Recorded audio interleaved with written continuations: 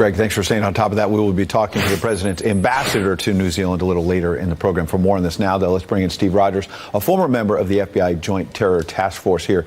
Steve, horrific tragedy. We've been through this too many times all around the world. Let's talk first about the fear of copycats. People here in the United States, elsewhere in the world, looking at this and trying to take advantage of it. Well, Ed, when I first saw this report, that's what came to my mind. What about copycats? It's incidents like this that will trigger those on the edge that will attempt to copycat this horrific act. So saying that, law enforcement worldwide, not only here in America, but worldwide, they have data banks of people that they are watching, that they're looking at, that they're surveilling. So you could be sure they're very, very closely watching and hearing the activities of these people. So what do our viewers need to do? I mean, we hear about vigilance. What does that actually mean in your everyday life? Well, I've got to tell you, Ed, when something like this happens, we've heard it over and over again. See something, say something. Hear something, say something.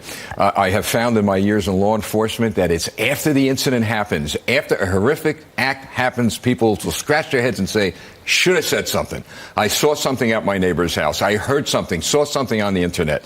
So people need to be vigilant, very vigilant, and make that call. And you told me before the show that as a law enforcement officer, a lot of times it's the smallest piece of information. Someone said, it didn't really make sense, but I overheard this one thing. I didn't think it's a big deal, but it turns out to be a big deal. Well, that's right, Ed. I've experienced where people would give us a treasure chest of information, and then somebody would say, you know what, I don't think this means very much, but this is what I saw or heard. And that's the information that leads you to solving the crime. Talk about social media, because it obviously can be a very important law enforcement tool.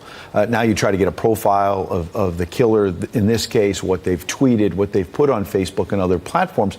But on the other hand, their ability, these killers, to use social media to make it more horrific, to be trying to broadcast it live, frighten more people, maybe, spark more copycats. Talk about social media and all that. Well, social media, it has its pros and cons. In this case, it has a pro and a con. A con being that they tried to spread a lot of terror, allowing people to watch this live. But at the same time, what more evidence do you need? They handed the police everything they needed to prosecute them.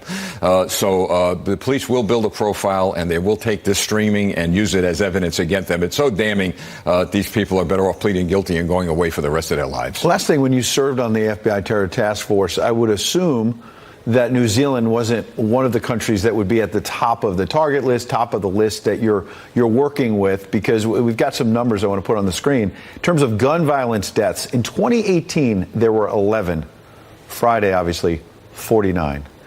This is not a country that experiences this normally. Ed, a very good point that you bring up. There are priorities set based on actionable, credible intelligence, and a lot of that intelligence is focused in on large cities and countries where there's a lot of problems going on. Who would think? New Zealand.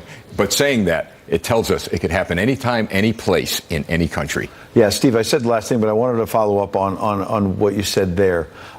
This is a time when people are wondering, about aviation.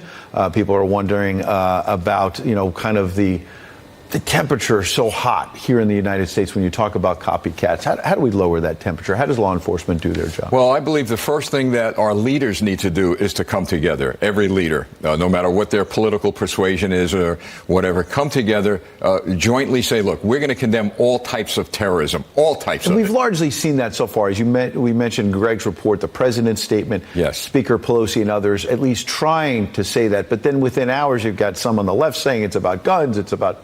They start attacking President Trump.